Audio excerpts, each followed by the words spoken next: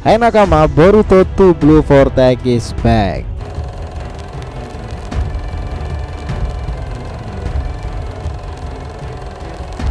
Nah sekarang ini nih di kembalinya chapter terbaru Boruto 2 Blue Vortex, kita akhirnya makin sadar nih bahwa mereka yang dahulu dikenal sebagai para villain malah bergerak loh membantu Boruto dan juga melindunginya. Setelah baik Sarada dan Sumire mengawali itu semua dan paling sadar bahwa semua itu dikarenakan realita Almighty God, faktanya nih para mantan anggota Fajar Merah dahulu yang tersisa membersamai sang God of Otsutsuki Borushiki.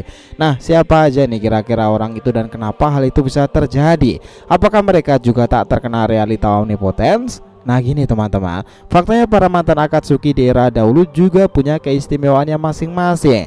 Mereka bekerja dalam kelompok kecil tetapi mematikan. Dan ingat ya, selain para mantan tersebut, nama Kashin Koji jelas akan kuat kaitannya erat itu di fase dewasa ini kembali lagi muncul dan bertemu dengan Boruto di situasi sekarang ini. Era sekarang akan lebih menarik lagi karena Boruto itu serasa membuat semua itu bersatu kembali. Nah jika kalian penasaran tentang video ini nih, teman-teman udah berada di video yang tepat karena dari sini kita akan bahas mengenai hal tersebut.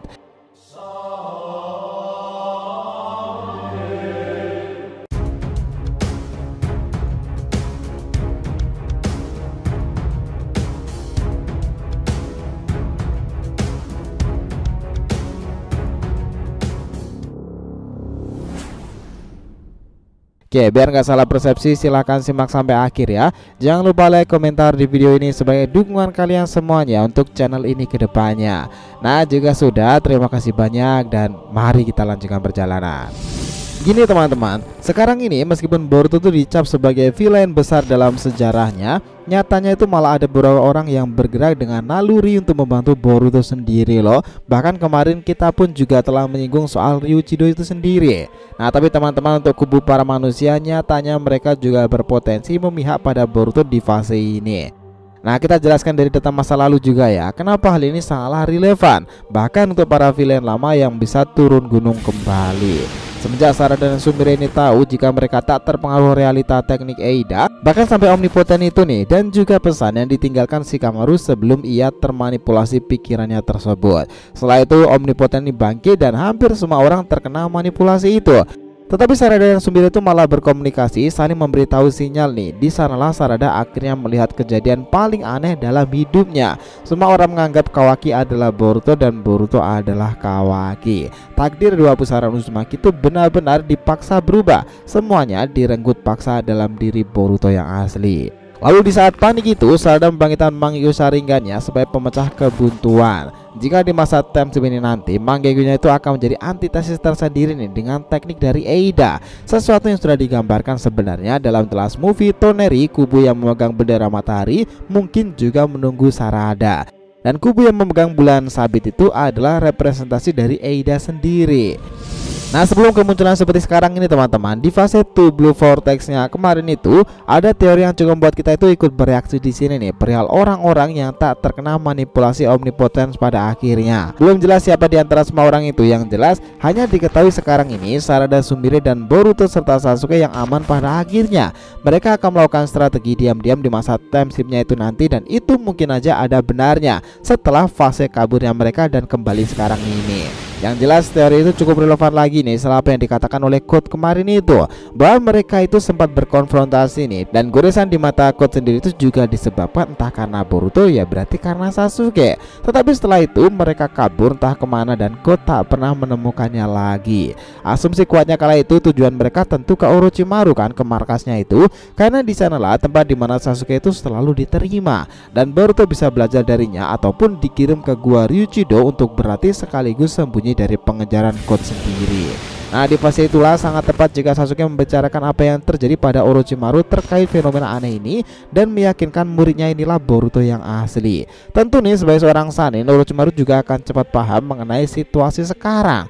Jika seperti itu maka relevan juga jika nanti mereka itu akan membentuk squad khusus loh. Nah ini gambaran tentang Akatsuki akan menarik bagi mereka. Di masa lalu kita tahu kan ideologi Akatsuki itu awal adalah untuk membawa kedamaian dan mengakhiri perang dunia ninja yang penuh akan konflik itu.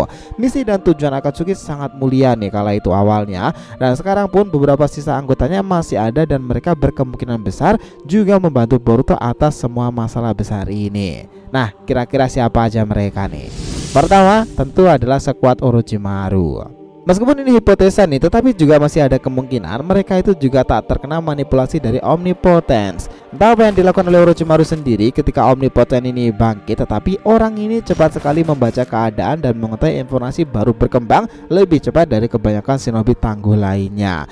Ada kemungkinan jika ia dan tak kelompoknya itu tak terkena manipulasi Omnipotence, dan ada kemungkinan pula di generasi ini akan ada sekuat berisikan para ninja elit di generasi lama yang bersatu dalam misi besar membantu Boruto Sasuke. Tentu nama besar itu Orochimaru masuk ke dalamnya karena dia adalah guru dari Sasuke sendiri. Bayangkan jika nama-nama ini benar-benar bergabung, Orochimaru, Jugo, Suigetsu, Karin, Sasuke, dan Boruto. Bukankah itu sebuah gebrakan yang menarik nih di era time skip sekarang ini nanti? Lagian sudah sering kali kan Sasuke itu meminta tolong kepada Orochimaru untuk memecahkan masalah-masalah yang sangatlah rumit. Alur Katsuryugan di era Boruto adalah salah satunya. Dan insiden quote kemarin itu sepertinya kejadian relevan jika mereka malah menemui Orochimaru daripada langsung bersembunyi ke tempat lain, karena persepsi sang Sannin terhadap Sasuke tidaklah berubah. Kedua, tentu sekuat Sarada Sumire. Nah, ini bakalan menarik memang jika mereka pada akhirnya akan bekerja sama dengan Boruto. Bahkan dalam kembalinya chapter awal-awal kemarin itu, baik Sarada dan Sumire mengetahui keberadaan Boruto yang menggagalkan invasi dari Code sendiri. Dua kunoichi yang istimewa ini akan lebih membuat cerita Boruto seru nih, karena satunya pengguna Mangekyo Sharingan dan satunya pengguna Kuchiyose Monster Nue. Nah, fase time skip pengembangan cerita antara Boruto, Sumire, dan Sarada itu masih sangatlah banyak untuk dikembangkan. Ketiga, tentu dengan Kashin Koji. Nah, pria ini dianggap sebagai orang yang sudah menunggu mereka di luar setelah insiden Omnipotence. Ada alasan kenapa Koji juga masih hidup dan lolos dari isi kala itu. Ya karena perannya akan berguna untuk era time skip itu sendiri.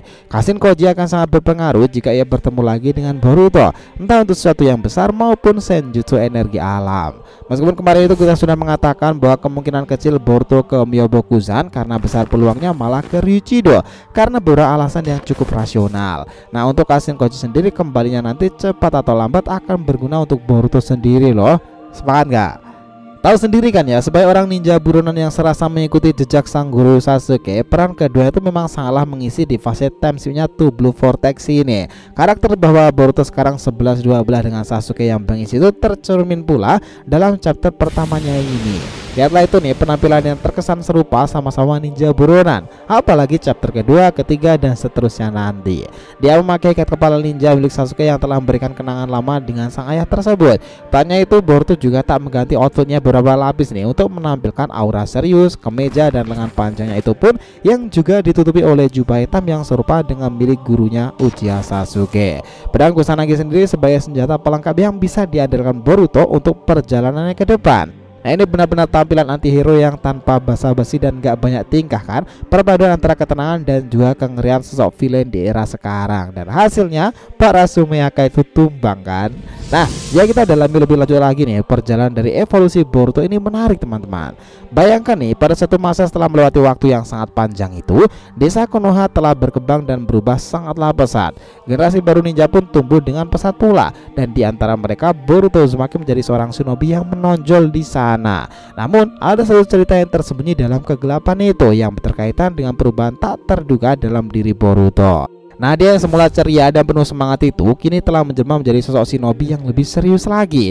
Ia telah melewati banyak perjuangan dan pengorbanan nih untuk melindungi desanya tersebut. Namun perubahan dalam dirinya semakin meresahkan teman-teman. Gurunya yang dihormati itu perlahan terlibat dalam situasi yang sangat berat ini. Nah, yang menarik, sebagai seorang guru dan murid, kekompakan mereka itu patut untuk diapresiasi. Mereka itu sama-sama kriminal, sama-sama ninja buronan, dan juga sama-sama pengguna jubah berwarna gelap kan.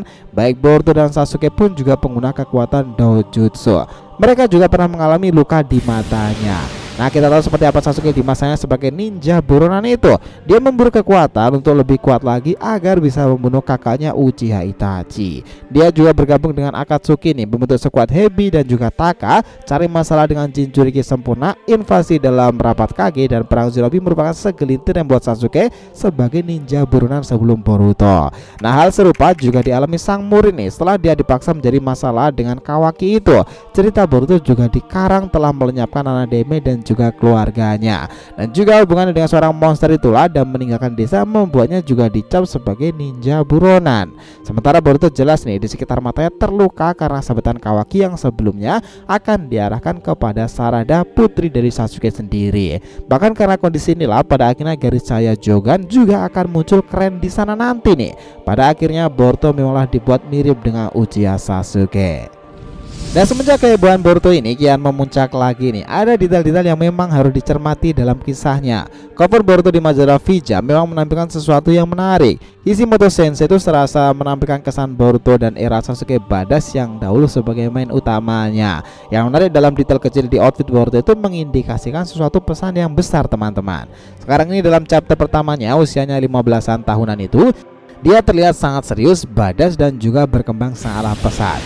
Banyak yang menanyakan soal Kuchiyosei-nya nih, dan kami tak berpikiran lain selain Garaga. Hal ini didasari karena hubungan mereka di masa lalu pula. Dan sekarang sudah saatnya kan, momen yang pas Boruto akan mengenalkan Temshi pada kita bahwa Garaga itu memang ditakdirkan dengan Boruto sendiri pada akhirnya.